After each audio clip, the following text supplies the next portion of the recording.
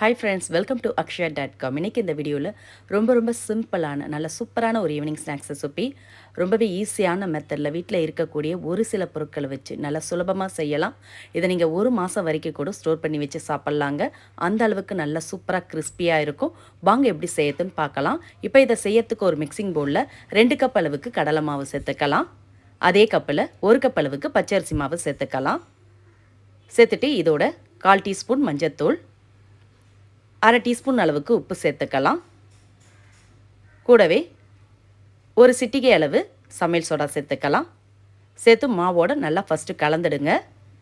கடலை மாவு கொஞ்சம் கட்டிகளாக இருக்கும். அது எல்லாத்தையும் இது மாதிரி நல்லா கலந்து விட்ட பிறகு இதில் தேவையான அளவு தண்ணி கொஞ்சம் கொஞ்சமாக சேர்த்து நல்லா கட்டிகள் இல்லாமல் ஸ்மூத் பட்டராக கலந்துக்கலாம். நம்ம 3 கப் அளவுக்கு மாவு எடுத்தோம். அதே கப்பில் 3லேருந்து 3.5 கப் அளவுக்கு தண்ணீர் தேவைப்படும். அதிகமாக தண்ணி சேர்த்துறாமல் கொஞ்சம் கொஞ்சமாக தண்ணிகள் சேர்த்து நல்லா கட்டிகள் இல்லாமல் இது மாதிரி கலந்துக்கலாம். இந்த அளவுக்கு நல்லா தோசை மாவு பாத்துக்கு இருக்கணும். ரொம்ப திக்காகவும் இருக்கக்கூடாது, ரொம்ப நீத்த மாதிரி இருக்கக்கூடாது. இந்த பதத்துக்கு மாவை கலந்து எடுத்துக்கலாம். இப்போ கலந்து எடுத்த மாவில் குழிக்கரண்டி எடுத்து போட்டு மாவு எடுத்து ஊற்றி பொரித்து எடுத்துக்கலாம். பாருங்கள், மாவு கட்டிகள் இல்லாமல் நல்லா ஸ்மூத்தாக கலந்து எடுத்து வச்சாச்சு. அப்போ தான் நல்லா கிறிஸ்பியாக இருக்கும். இப்போ இதை ஊற்றி பொரிச்சு எடுக்கிறதுக்கு வானலில் எண்ணெயை ஊற்றி சூடு பண்ணியிருக்கேன்.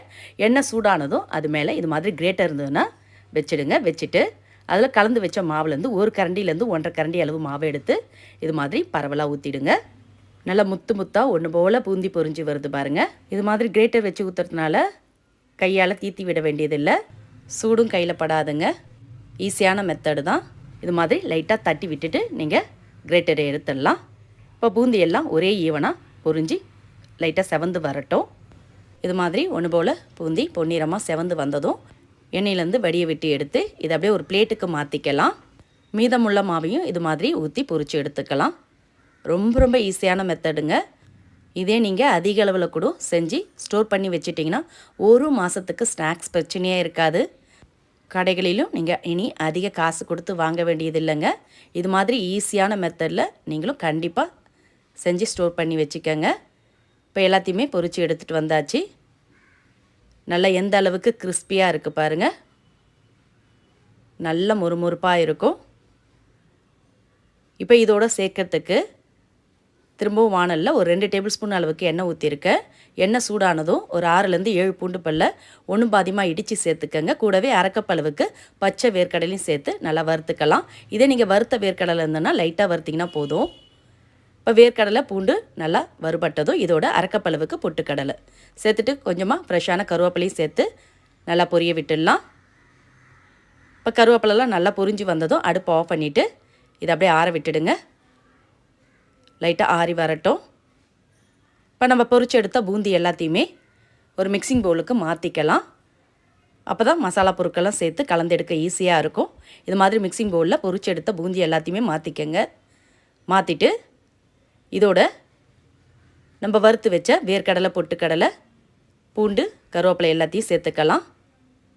நல்ல மணமாக சுவையாக இருக்கும். சேர்த்துட்டு இதோட உங்களுக்கு வேண்டிய மசாலா பொருட்கள் எதுவாக இருந்தாலும் சேர்த்துக்கலாம். நான் இதோட 1 டீஸ்பூன் மிளகாய்த்தூள், 1/2 டீஸ்பூன் சாட் மசாலா பொடி, கொஞ்சமாக உப்பு சேர்க்குறேங்க. நம்ம மாவுலேயே உப்பு சேர்த்துட்டோம், அதனால் கொஞ்சமாக உப்பு சேர்த்துக்கலாம். சேர்த்து நல்லா கலந்து விட்டுக்கலாம். அவ்வளோதாங்க, சட்டுன்னு ஒரு கிறிஸ்பியான ஸ்நாக்ஸ் ரெடி ஆகிடுது. இதை ஈவினிங் டைமில் டீ காஃபியோடு கொடுத்தீங்கன்னா போதும், ரொம்ப சூப்பராக இருக்கும். குட்டீஸ்லாம் ஒரு பிடிச்ச ஒரு ரெசிப்பியாகவும் இருக்கும்.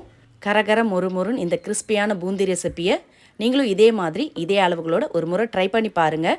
ட்ரை பண்ணி பார்த்துட்டு உங்களோட கருத்துக்களை கமெண்டில் தெரிவிங்க. இந்த ரெசிபி உங்களுக்கு பிடிச்சிருந்தா வீடியோக்கு ஒரு லைக் கொடுங்க. ஃப்ரெண்ட்ஸ் அண்ட் ரிலேட்டிவோட இந்த வீடியோவை நிறைய